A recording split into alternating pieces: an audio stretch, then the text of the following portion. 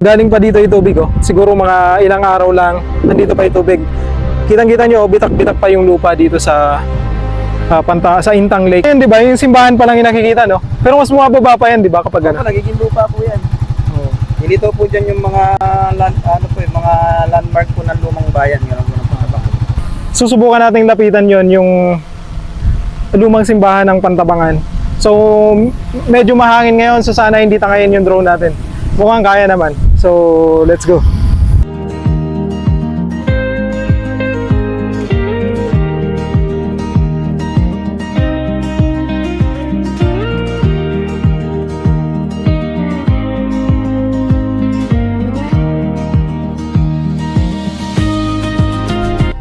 Ang lumang bayan ng Pantabangan ay isa sa pinakauna at makasaysayang bayan sa lalawigan ng Nueva Ecija. Taong 1645 nang itinayo ng Agustinian priest na si Father Juan Alonso de Abarca ang pinakaunang pamayanan sa Pantabangan. Taong 1747 naman nang formal itong isama sa sinaunang mapa ng Pilipinas ng mga Espanyol. Formal na din itong itinalaga mula sa pagiging pueblo o pamayanan patungo sa isang opisyal na munisipalidad. At pagsapit ng taong 1974, kasabay ng pagpasa ng Upper Pampanga River Project Act, tuluyan itong pinalubog para bigyang daan ang dambuhalang konstruksyon ng Pantabangan Dam. Kasabay nito, inilika sa mataas na bahagi o bayan ng ngayon ng Pantabangan ang nasa mahigit kumulang 1,300 na naninirahan dito. Kasabay din nito ang paglubog ng makasaysayang simbahan ng Pantabangan. Nabalitaan ko nga na muli na naman daw lumitaw ang lumang bayan ng Pantabangan. Kaya ngayong araw ay samahan niyo akong puntahan at tuklasin ang makasaysayang bayan ng Pantabangan. Malapit lang mula sa amin ang aming destinasyon, around 30 to 45 minutes lang. Bye-bye. Bye. Bye-bye.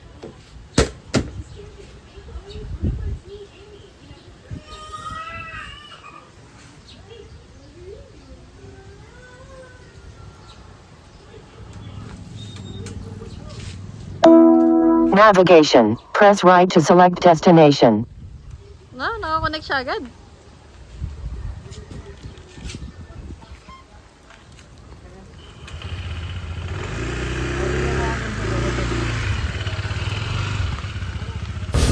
Around 2 PM na kami ng hapon ng umalis. May inaasahang bagyo kaya medyo makulimlim ang kalangitan.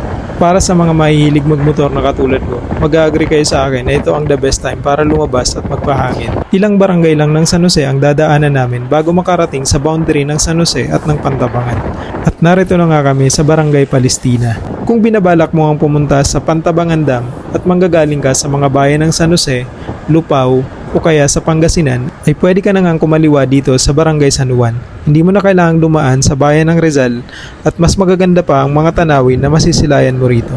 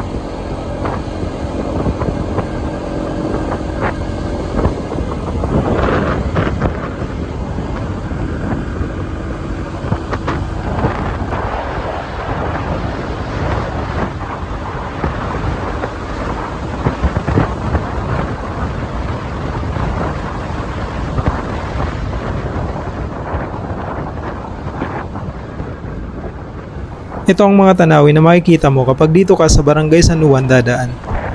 Kung mahilig ka sa mga ganitong tanawin, siguradong marerelax ka habang dumadaan sa mga mayayabong na punong kahoy na magbibigay ng samyo at malamig na hangin lalo na kung mainit ang panahon.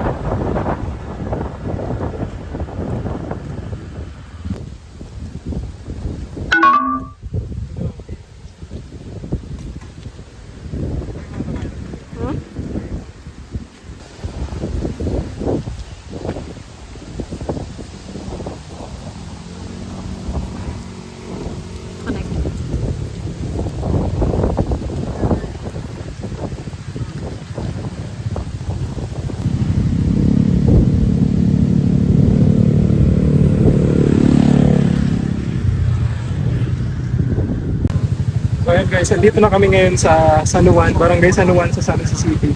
So ito yung sikat na pasyalan dito ng mga estudyante.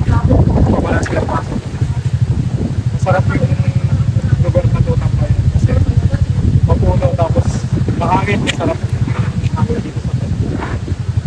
So maraming tumatambay dito kapag natapos ng pasokan nila. Dito nga ng mga estudyante.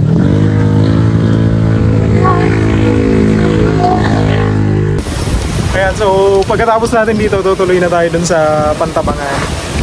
Di ko lang alam kung makapagpalipad tayo dun sa taas kasi kalakas ng hangin. Pero guys, kung manggagaling pala kayo ng San Jose o kaya Pangasinan, instead na dadaan pa kayo ng bayan ng Rizal, pwede na kayo dumiretso dito. Dito sa San Juan, tapos diretso na kayo paangat dito. Tapos dadaan lang kayo dun sa parang checkpoint ng Pantabangan. Ipapakita ko sa inyo mamaya. So magpapaalam lang kayo na lulusot kayo, tapos hingan kayo ng ID. Tapos makakadaan na kayo. So ayan, tara.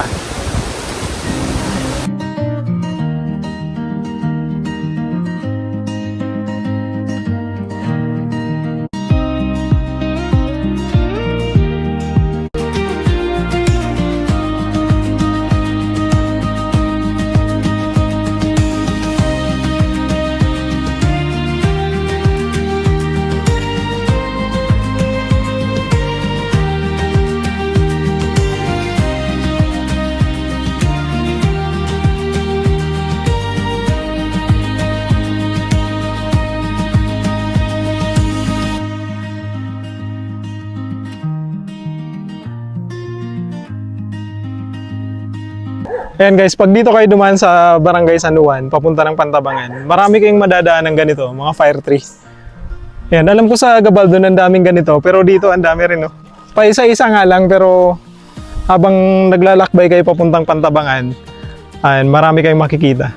So ayan, nag-iisip tuloy ako kung paano ako makakakuha ng pangtanim nito. Ano kayang tinatanim ng ganito? So ayan, dito.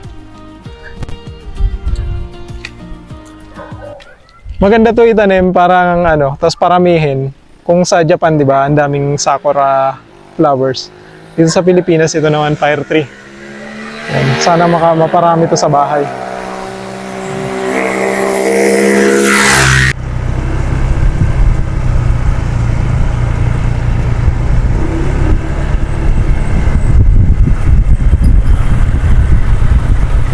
Pero walang mga tubig dyan, faucet. Walang mga faucet dyan. Oo. Hirap na. Yeah.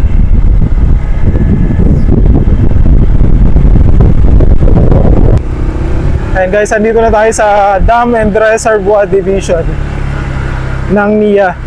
So ito yung palatandaan mo na andito ka na talaga sa bayan ng Pantabangan. So ayan. Woo!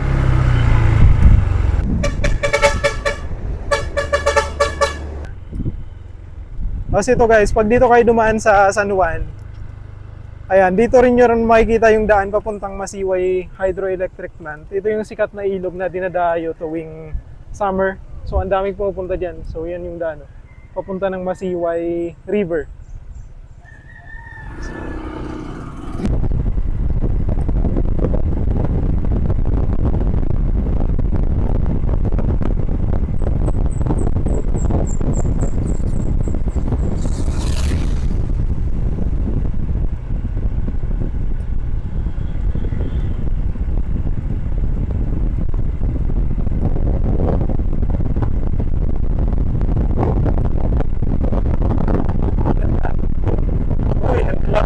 Nyo rito sa pababa na to, kitang-kita na dito yung spillway ng Pantabangan Dam. So wala lang tubig ngayon, walang pinapakawalan kasi medyo mababa yung level ng tubig. Pero dito pa lang ang ganda, makikita nyo na. Tapos ayun na naman, yung fire tree na naman, ang ganda. Ayan, mga 2 kilometers na lang, nasa taas na tayo ng Pantabangan Dam. Ayan.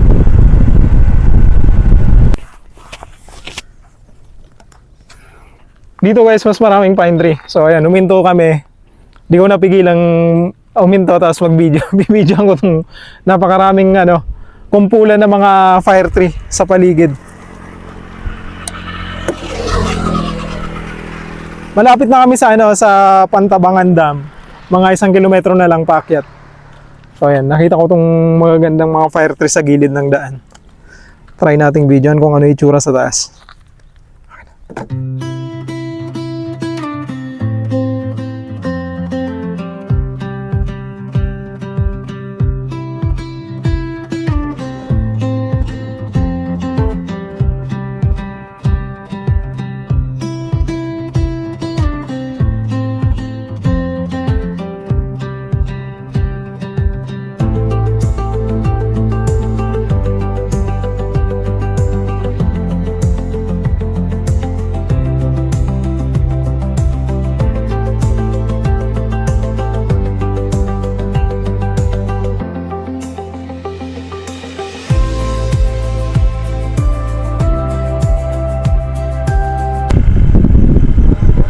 Kiran lang boss, papaintang kami.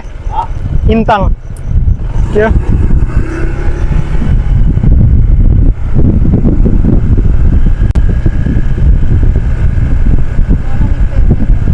Ah. Yung ano yung lumitaw na lumang bayan. So and dun daw guys yung yung lumang bayan ng Pantabangan sa gitna na yan.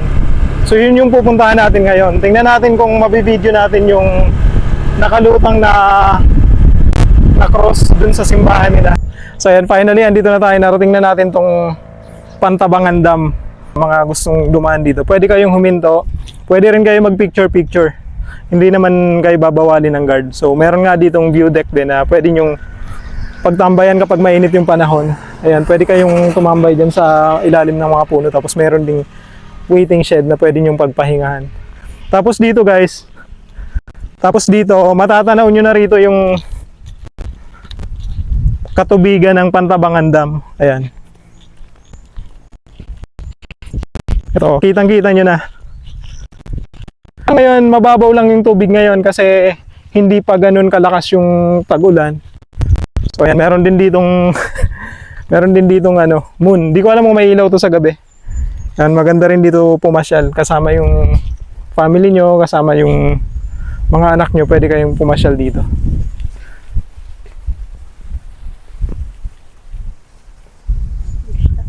So ito guys, medyo mababa lang yung tubig ngayon. Ang lakas ng hangin. Tapos dito, alam nyo ba, dito sa tawid na to, dyan, sa banda dyan, Karanglan na yan eh. Conversion pala. Sakto lang yung punta namin kasi medyo pahapon na, malamig na yung panahon tapos mahangin. Kapag katanghalian kasi ang init dito guys. Kaya kailangan mo talagang sumilong sa mga puno. So ayan, ngayon walang katao-tao ngayon dahil may pasok. Araw ng Martes ngayon eh. So ayan. So yan guys, ito yung sinasabi ko sa inyo. Pag tumanaw ka dito sa view deck, sa may view deck ng Pantabangan Dam, makikita nyo itong napakaraming fire trees sa baba. Yung parang kinukulayan niya yung luntiang damo, yung mga luntiang kabundukan. Yung kulay orange niyang bulaklak, yun yung nagbibigay ng buhay doon sa halos green na kabundukan. Ayan o. Ganda dito, payapa ng lugar, tapos kukonti yung dumadaan ngayon dahil may pasok yung mga estudyante. Kukonti yung namamasyal.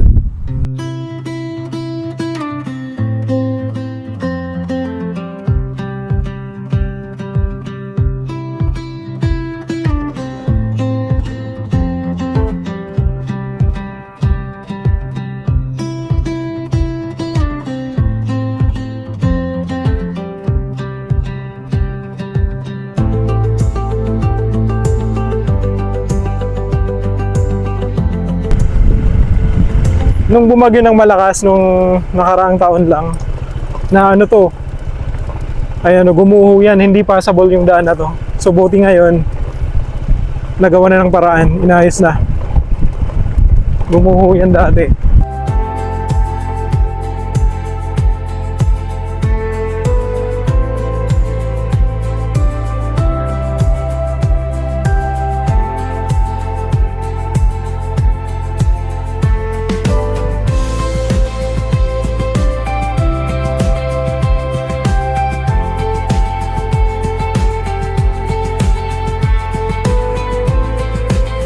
So andito na tayo ngayon sa Intang Lake. So kapag papasyal kayo dito, merong parking fee na 20 pesos para sa motor, tapos 30 pesos naman para sa 4 wheels.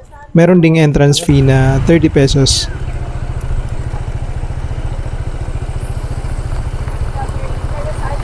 Sana si po. Para kahit isang nila. Then po siya sir sa taas po niya bridge yung pools po. Nakalitan. Thank you.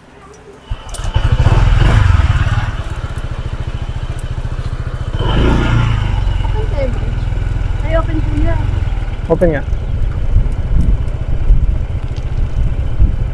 Mamaya na pag ano. Ay, sana. Ito. Kababaw ng tubig, kaya pala nakalitaw yung lumang bayan ng Pantabangan. Sobrang baba talaga ngayon. Kasi dati, nung huling punta ko dito nung nakaraang buwan, andun yung mga cottage ng Highland Valley sa taas. Sa taas nung hanging bridge. Ngayon nilipat na nila doon, andun na. Andun na banda yung mga cottage nila. So ibig sabihin, ayun, nakikita mo yan? Ayun yung lumang bayan ng Pantabangan. Ay, nakikita mo yung cross na yon? Yun yung dating lumang simbahan.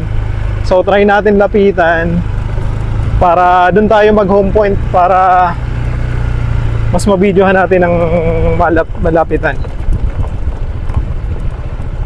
Mula doon sa taas na yon. So try natin lapitan. Tapos doon na tayo mag home point sa may baba. So ayan, pag pupunta kayo dito guys, medyo lubak lang pero kaya naman ng motor, kaya ng 4 wheels. Ayan, medyo mabato lang pero goods naman. O ayan, ang babaw nga ng ang babaw nga ng tubig ngayon. Ayan, marami ding taong nagpupunta dito ngayon, oh. Pwede rin ata sumakay. Ewan ko kung may nagpaparenta dyan ng bangka papunta dun sa lumang bayan. So tingnan natin. Kausapin nga natin sila kuya. Nakikita po. Ang ganda dito guys, oh. Tingnan nyo, kulay pula yung lupa. Kapag mataas yung tubig na nasasubmerge to ng tubig, oh. Ayan. So ayan, nandito na tayo sa may malapit na sa tubig. Woo! Intang Lake. So ayan na, from here natatanaw na natin yung yung cross na napapanood natin sa mga vlogs. Ayun yung lumang bayan ng Pantabangan. Yung nakikita natin na yun sa gitna. Yung nakalitaw na yun, yun yung parang simbahan nila. Yun lang yung nakikita sa ngayon. Pero kapag mas bumaba pa yung tubig ngayon,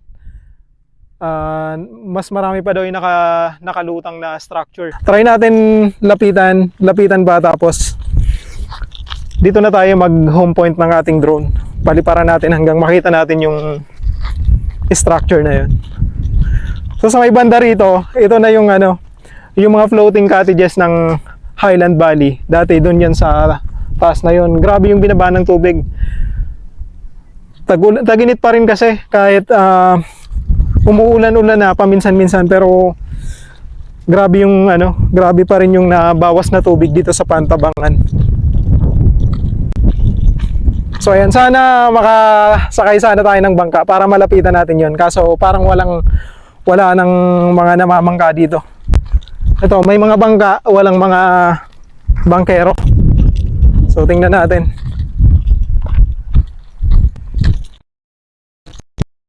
Tingnan nyo to guys. Halatang galing pa dito yung tubig, oh. Siguro mga ilang araw lang nandito pa yung tubig. Kitang-kita nyo, bitak-bitak pa yung lupa dito sa sa Intang Lake. So ayan. Siguro pag mga ilang linggo pa yung tag-init, siguro mas hanggang dun pa yan. Mas makikita pa yung lumang bayan ng Pantabangan. Sa sobrang excited kong bumaba. Nakalimutan ko yung drone sa sasakyan. So ayan, tingnan natin. Tanungin natin kung sino yung namamangka dito.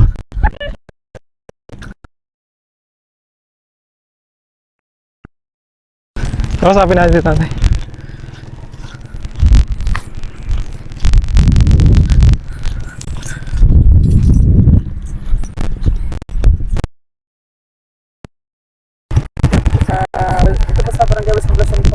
Pasaan po kayo? Ba't may dala po kayong ganyan? Meron po kasi kami mga yan dyan na pagtatanim po ng mga gulay.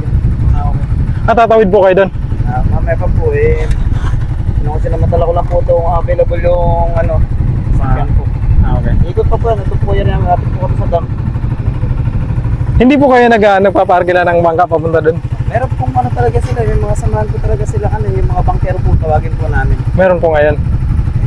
Baka meron po dyan mamaya. Ano. Ito yung mga notification po na yun. Baka pag kayari po niyan.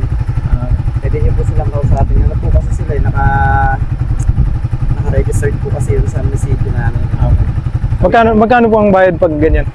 Ano po? Hanggang doon? Depende lang naman din po. Kung di mo kayo magtatayo, baka kayang kunin po ng 1,000 yan, iikot po. Sige po, baka mamaya may lumapit. Okay. Kala ko po ba tawid kayo? Pag inailala po ko dyan. Sige nga po. Sige nga po. Salamat po. Pero di ba, ngayon di ba, yung simbahan pa lang yung nakikita, no? Pero mas bumababa pa yan, di ba, kapag Opo, ano? nagiging lupa po yan. Nilito po dyan yung mga yung mga landmark po ng lumang bayan, yun ang pangabang. Tulad ng simbahan, function hall, plaza, Ano? cemetery, ganyan po. Medyo mataas pa, no? Medyo mataas pa yun. Sana nga po, buwaba siya eh, parang ano eh, buwaba pa yung tubig eh. Ako. Sige po, paanoan ko na muna. May drone kasi ako, paliparan ko muna. Pero gusto ko sana makalapit eh. Sige po. So yan guys, tinanong natin si Kuya kung nagpaparkila siya ng bangka. Kaso may ginagawa siya. So mag-aantay tayo ng pwedeng magatid sa atin doon sa gitna. Try natin na arkilahin yung bangka niya.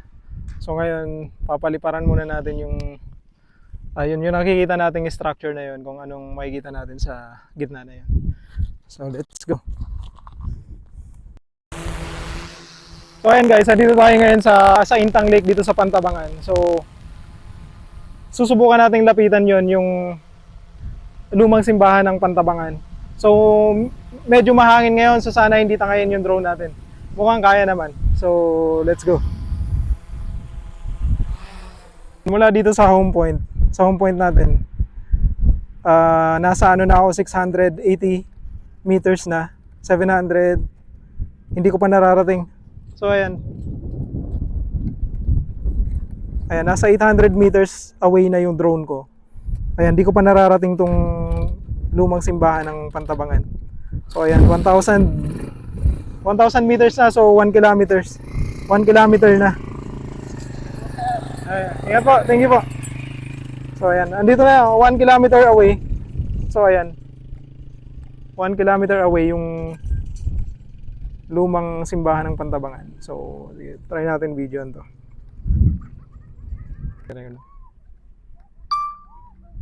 So ayan, nakikita natin dito yung tuktok ng simbahan, itong cross na to na nakalitaw. Tapos makikita mo dito sa baba na ang babaw talaga nung tubig ngayon dito sa bandang gitna. Kaya siguro in few weeks mas lilitaw pa to, yung mga structures dito, yung plaza, yung stage nila, yung mga iba pang mga gusali dito sa lumang bayan.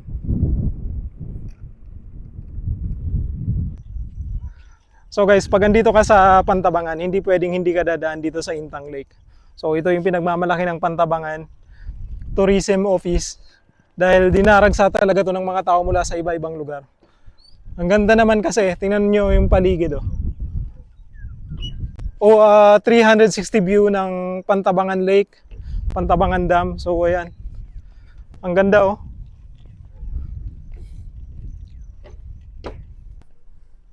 Tingnan nyo naman guys, ang ganda dito oh. Ang ganda ganitong oras sunset. Ito yung araw. Tapos ito yung Intang Lake. Grabe, ang ganda, ang payapa dito. Kung naghahanap ka ng lugar na pwede mong puntahan para makapag-relax, makapag-isip-isip, pwede ka pumunta rito sa Pantabangan View Deck. At marirelax yung isip mo. Ayan oh, ang ganda oh.